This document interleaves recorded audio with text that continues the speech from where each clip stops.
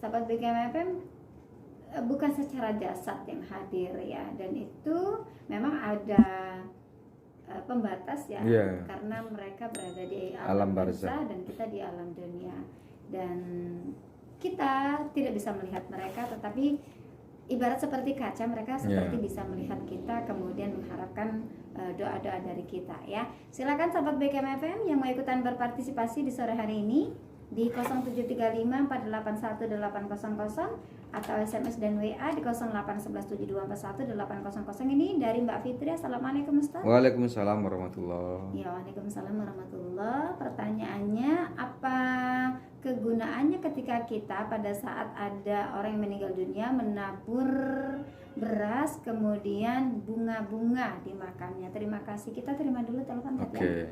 Baik, Syariah. Assalamualaikum. Oke, dicoba kembali sahabat BKMFM di 0735481800 untuk Anda yang mau berpartisipasi. Silakan Ustaz.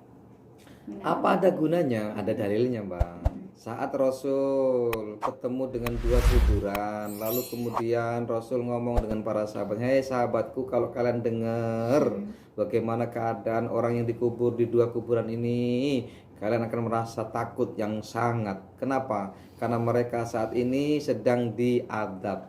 Wa ma yu'adzabani illa bikabirin, dan mereka itu tidak diadab kecuali perkara yang kecil, bukan perkara yang besar.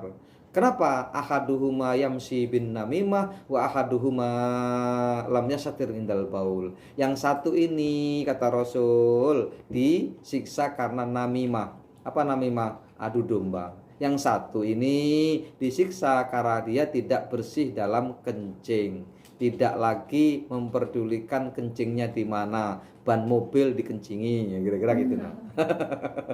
Ini yang sembarangan Pak sopir nih, kalian dengar Pak sopir ini, hati-hati, sering kencing nggak cebok, ini maksudnya ini ada dalilnya nih. Dan itu disiksa di dalam kuburan.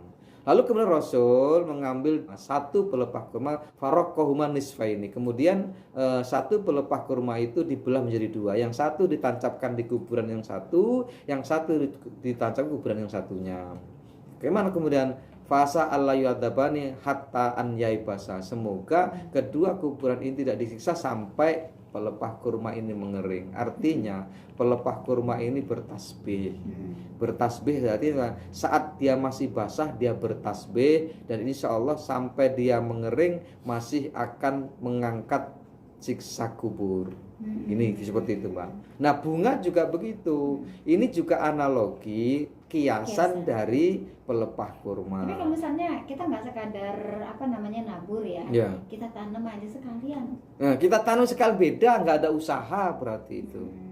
Tetap juga boleh, makanya kan ada dalilnya juga. Jangan engkau cabut semua rumput di kuburan. Bahkan kalau di Indonesia ini kalau itu dipraktekkan juga sulit. Kenapa? Kita ini kebanyakan rumput. Apa iya kemudian nggak dicabut?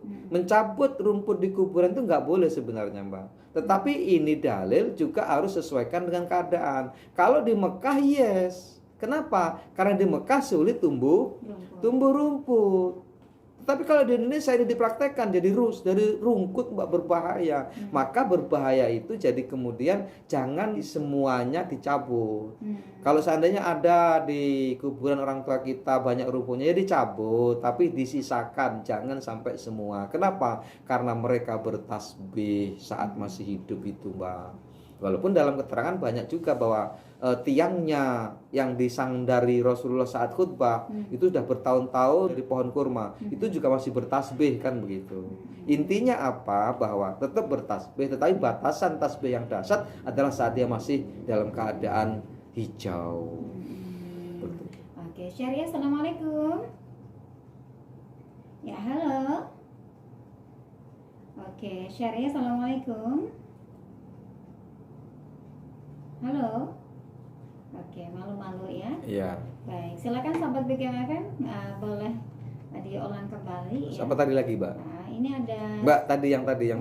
Nyiram menabur beras. Menabur beras. Jadi gini, itu sebenarnya kalau menabur beras itu nggak ada, itu tradisi saja. Maksudnya apa? Dulu di zaman-zaman perkembangan Islam di Indonesia ini, orang nggak mau ziarah kubur, nggak mau ngikuti orang yang meninggal sampai ke makam. Nah sebenarnya bukan beras dulu itu yang ditabur, tapi apa? Duit dan emas. Oh, akhirnya orang mau ikut ke kuburan. Itulah cerdasnya Wali Songo itu.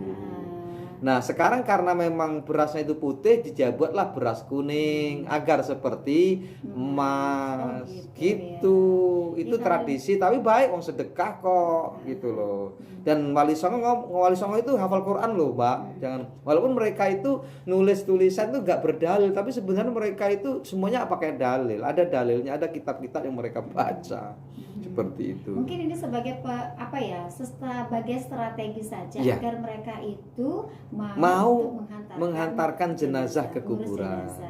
Sekarang karena sudah nggak ada lagi emas seperti dulu, mahal, pakailah beras kuning, tetap kuning biar seperti emas. Kalau ini nggak ada dalilnya. Terus ada juga tuh, berguna nggak untuk si mayat? Berguna, dalilnya apa? Sedekah. Itu. Oke, tapi mungkin kalau beras dibuang-buang sayang. Kalau duitnya nggak apa-apa. Itu ngambil simbolnya aja, Mbak. Nah terus ada juga nih, saya penasaran. Nyiram air. Nyiram air. Ada lagi yang pakaian yang dipakainya itu ditaruh di sana gitu. Oh, kalau itu nggak ada itu. Itu udah berlebihan. Malahan ada juga yang lebih banyak malah pakaian dikasihkan sama yang masih hidup. Ada juga apa tuh namanya itu piring itu dipecahin katanya gitu ya. Enggak ada itu, berlebihan tuh, enggak ada. Dalam kitab enggak ada itu. Nyiram air ada, nyiram air. Rasul pernah menyiramkan air kepada Ibrahim bin Muhammad.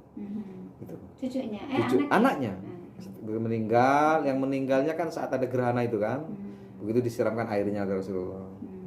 Itu ada doanya, lupa saya tuh, mendoakan menyiramkan itu. Artinya apa? Berguna juga itu. Jadi jangan dianggap remeh juga, bawalah air ke kuburan itu karena ada dasarnya Rasulullah, kita ikut Rasulullah.